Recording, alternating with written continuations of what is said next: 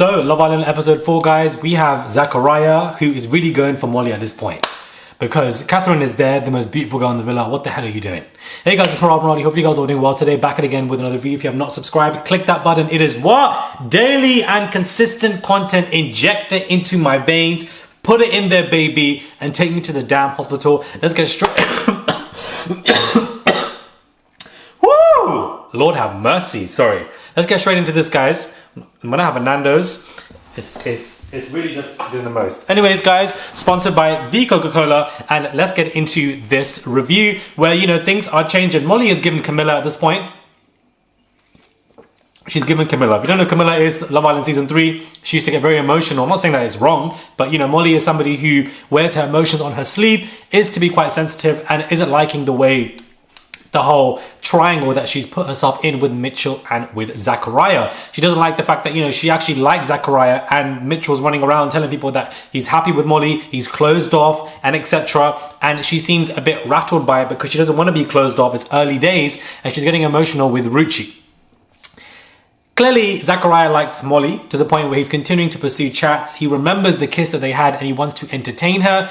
That means, in my opinion, he doesn't like Catherine as much, because if he liked her as much, he wouldn't be seeking out other options. Although, yes, it is early days and he is entitled to do so if he wants to, because, you know, as Catherine wasn't really feeling Andre as much, I know it is early days, only the first week. So it's fine for Zacharia to do so, but I personally would have wanted him with Catherine because I feel like they just look good together. Catherine, in my opinion, personally, no shade, no disrespect to Molly, is, you know, a better looking girl, has more pizzazz and swag to her. So, you know, it's just, yeah, it is what it is. But that's what he seems to be doing. And it looks like from this point, Zacharia and Catherine won't last that long. A new bombshell comes in and a project manager, he takes 3 girls on dates. There's no chemistry with Ella. And with Molly, it was a bit here and there. But with Jess, you know, it seems to be a lot of chemistry there. And I want that for her because I feel like she's having a bit of a rough ride so far. And luckily, she has somebody that she could pursue things with. I feel sorry for Ruchi. Ruchi is my girl. Ruchi is Gucci, baby. And I just feel like for her, unfortunately, things aren't going so well. She still doesn't have anybody. She's there as like the person to lean on. And when you are the person to lean on in Love Island and you don't have anybody else for you to entertain, you are in a dangerous position, because you can be there for people to lean on you, but you also need to focus on yourself. It's not Friend Island. In order for you to remain in this competition, in this game show for what it is, you need to find somebody, and right now she's on nobody's hit list, unfortunately.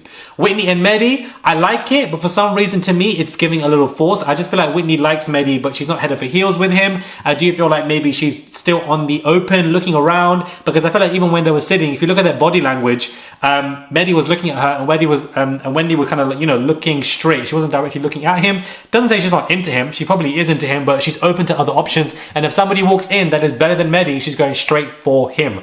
I like Whitney. We need cast members like her because she is entertaining. She likes to throw little ad-libs. She's funny. She's humorous. And you need people like that, especially when it comes to 2 seasons of Love Island. It's a lot. You need boisterous characters who are humorous and funny and have personality at this point. That's what you need, child. Because at this point, when they're screaming, let me land, is it really Love Island, or is it giving Back Chat London at this point? I don't know, child. Not me going back to the Back Chat London reviews. If you know, I love that you know.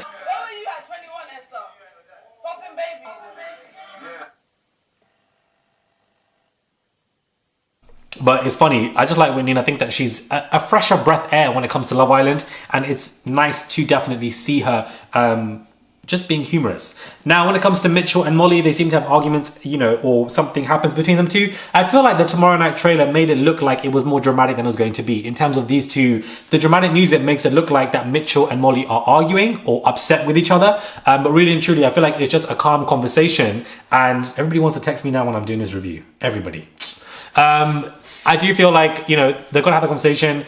It's going to be deaded. Molly's going to be emotional. She walks off. She's crying. And then Zacharia comforts her. And these two, you know, go off that way, which leaves Mitchell to be vulnerable. We haven't seen George anywhere. And I think because of those girls speaking out, the bad press Love Island got, I think they're ushering him out because they have not given this man any airtime. Maybe Ruchi and George are getting along. We have no idea because we're not seeing him on the show. He's not got any airtime at all. And I think that they are doing this on purpose to either dump him as the first contestant or Mitchell. One of those two will go. My guess is George, because Mitchell is still involved in some kind of conversation when it comes to what is going on. Tariq and Ella, clearly things are still good with him. Ella's not into the new bombshell, but I feel like Ella and Tariq won't work. Tariq is giving me player vibes, and I feel like he is going to rip everybody apart when it comes to Casa Amor. He is the perfect, how do we say, asset, let's just say, for this. Producers love him. They're going to keep him in. He's a game player. He's also funny with his conversations. And he was making it clear to Zacharia, like, what's going on? Clearly, you're playing both girls, or you like both girls, and that you like Molly as well. And Zacharia knows that. And I think Catherine, we're going to see what her reaction is going to be when it comes to that. I feel like this episode was giving filler to an extent. It was giving filler to me because not much else was going on. Like the 3 dates after each other, I feel like some of the conversations to me looked predictable. It looked a bit cheesy. Like, you know, we know what's going to happen, or that kind of predictability with the 3 dates. In my opinion, they should have just put all 3 dates into one into one scene before the adverts, so that we just get that over and done with, just to see what's going to happen.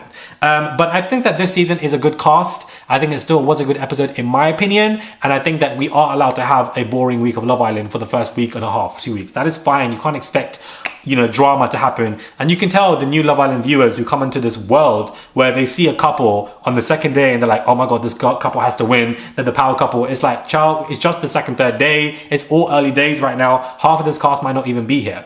In my opinion, I do think that they're also ushering in a lot of bombshells quite early on. We've had quite a few now at this point, at least 2. Okay, it's not a lot, but I think on the 4th day to have 2 bombshells already with still all of the OG cast is a lot, which means that, you know, they're going to be culled and we're going to get one who's going to be dumped. I don't know who it's going to be, to be honest with you. I feel like Andre really isn't having much luck either, but I guess it's the age range. Whitney is turned off by that, because if Andre was older than Whitney, she will be more entertained by him. But yeah, if you look at the ratings, guys, unfortunately things are not going well for this season in any capacity. It started off lower than Love Island Winter, as discussed, to 1.3 million. It then, for Tuesday, got reduced to 1.1 million. And then it's got reduced to yesterday to 850,000 viewerships. That is down by a lot from Love Island Winter, and down even more by Love Island Summer.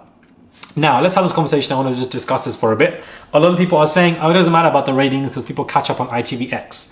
If you total the first day of Love Island viewership with live ratings and ITVX ratings on ITV Hub, whatever you want to call it, the overall is 1.7 million. When you look at it from this time last year with season 8, the Akansoon India season, the live ratings 2.45 and then plus ITVX equate to 3 million. So Love Island have lost 50% of their viewership.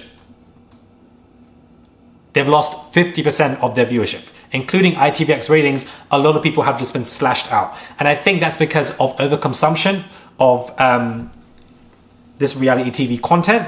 Multiple other reality TV shows, because there's more competition out as well. Age range of groups moving on to other conversations and other reality TV shows. The predictability of what we're seeing here as well. And Love Island Winter just kind of, you know, ruining the whole, cheapening the brand, but also Love Island Winter not being a good season in any capacity. As well as number 6, having 0 breathing space. We used to have a year breathing space between each season. Now we only have 2 months. I think Love Island producers know this. They know that having 2 seasons a year will reduce the viewership and the ratings. They know this, but they're trying to milk it out for what it is, as much as it is, because they're setting up Big Brother to be that girl now, because Love Island is no longer that girl. Love Island is giving X Factor. That is the reality. Love Island is no longer that girl. It was cute for season 2, 3, 4, 5, 7, and 8 was like a repeat. It was cute for those moments, but I think they realized they want to bring Big Brother back on, and they also must have made a mistake when they brought back Love Island Winter. But they normally do that when they have a great season, like season 5. Season 8 was a great season.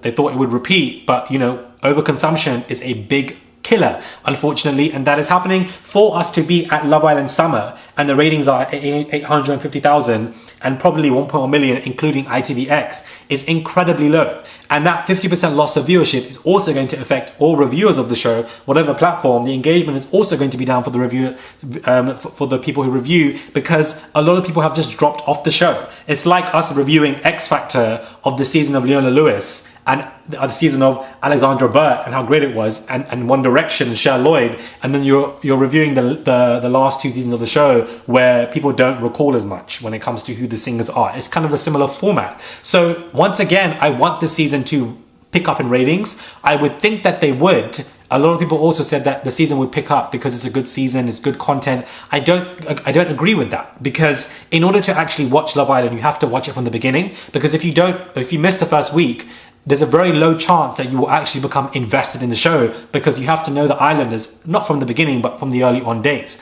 And if viewers are dropping off from already the low views that they have, and others are not chiming in to watch it, then the show, it's just not a good sign.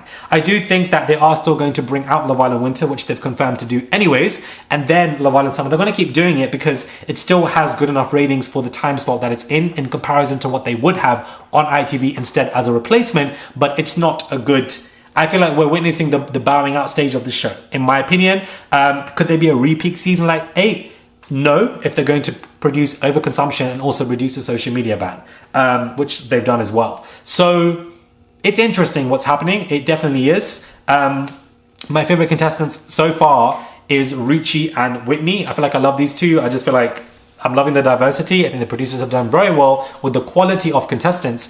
But no matter how great the quality of content is on any show, if you produce overconsumption, it will lead to fatigueness. And when you have reality TV fatigueness or TV fatigueness or interest fatigueness, regardless, no matter how good the quality is of content, that fatigueness that you have will overpower. And if it overpowers, there will be no interest. And the interest that you may have is capped. So I know a lot of people personally who would come and watch Love Island with me are saying to me, we're not watching the show anymore. Like, we're not into it as much anymore. We're, you know, not checking it out and etc. And if I wasn't reviewing it, I probably wouldn't be watching it as well. I missed the first 20 minutes of the show, didn't care. Normally I'm one and home child. I was like, I'll play it in the beginning, I'm late on the review, it is what it is. Like, do you know what I mean? It's different. And I feel like the main reason for this is the overconsumption. We did not need Love Island Winter. We need a break from Love Island. Because then you have Love Island All-Stars, which also is not being premiered on ITV2. It's only being premiered in America, which again, doesn't make sense to me because there are going to be a lot of UK Islanders on the show, so people in the UK would want to tune in some capacity. However, I do think this was a good episode. I think this is a phenomenally great cast. I think that it is good quality content, and I hope people tune in as time progresses on. It's only the 4th day, but if this is the ratings on the 4th day, I don't know what they're going to be on the next week or whatever. Yes, ratings spike on Movie Night and Casa Amor, but we know what's going to happen now. There's always going to be now, have you noticed, every Casa Amor now somebody speaks up about something that happened, that we've seen it 4 times now. Season 7, everything when that happened. When Liam, Millie and that girl spoke up, forgot her name, that was everything. I was like, damn, like this is... Ian. That girl. Yes! Yes! But I knew it was going to come now for season 8. Then for season 9. We're probably going to get it for season 10. Their twists that they've added are great. And it's a shame that people are going to blame us on Maya Jama because that's not our fault in any capacity. The twists that they're adding are great, but if they don't go back to their old days of the smoking, of the lie detector test, the Twitter challenge, the headline challenge, if they don't start bringing some of these old staples back, I do think that it is going to be on its last legs, and that's what it's giving. I thought that the ratings started low, would begin to slowly increase, but instead, guys, we've seen them dramatically fall from 1.4 to 1.1 to 850,000. Under a million. We are in June, in the summer. This ain't a winter edition. I know people might say, oh, Murad, you're obsessed with ratings. I just like watching ratings just to see the journey of a show. And I think it is an indicator of where things might go. And I think we are in the early days of Love Island ending. It's not going to end anytime soon. Probably has 2-3 seasons left in it, in its capacity. But yeah, very long review. My apologies. I've added ratings to this, but I wanted to mix this up. Let me know what your thoughts are on this episode. If you guys have watched it, comment down below, guys. I'm afraid to say, but I believe Love Island is no longer that it girl. That's it. Like, it's just no longer that it girl. And season 8 was an anomaly because season 7 to me wasn't that great either.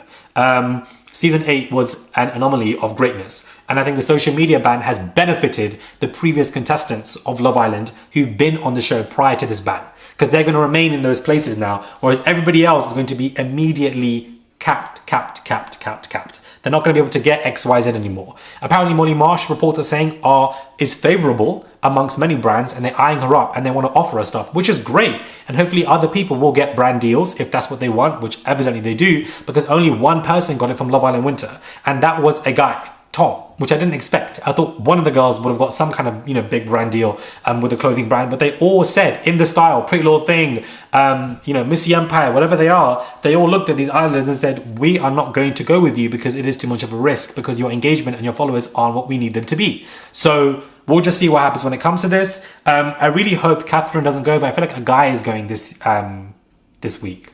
I don't think it's a girl. So we'll see what happens. Mitchell seems to be vulnerable, but I think that Love Island might just remove George. I just hope that Catherine gets somebody, Ruchi gets somebody as well, and Whitney as well. I like Whitney. I think she's a fresh breath of air. I'm a big fan of her because she's giving me Ekansu vibes, and a lot of people are saying that she's too much this, too much that. Child, we need that. We need entertainment. We need big personalities who are not afraid to do X, Y, Z. So I am here for Whitney all day, all night, every night, baby. Inject it, click that button and subscribe to the channel, and I'll catch you guys soon for another review.